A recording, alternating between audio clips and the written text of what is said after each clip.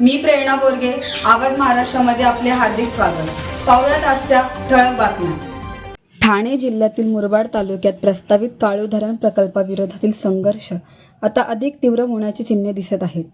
धरणग्रस्तांच्या आंदोलनाला आता शेतकरी नेते विश्वनाथ पाटील यांचा जाहीर पाठिंबा मिळाल्याने या आंदोलनाला नवे बळ मिळाले आहे. अधिक माहितीसाठी पाहूया हा विशेष रिपोर्ट.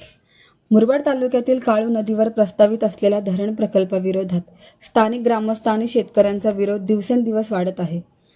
काळू नदी धरणग्रस्त सामाजिक संस्था यांच्या वतीने खुटला येथे आयोजित करण्यात आलेल्या शेतकरी संवाद मेळाव्यात मोठ्या संख्येने ग्रामस्थांनी सहभाग घेतला.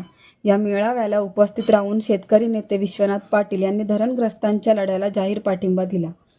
मेळाव्यानंतर विश्वनाथ पाटील यांनी प्रस्तावित धरणस्थळी भेट देत परिस्थितीचा आढावा घेतला.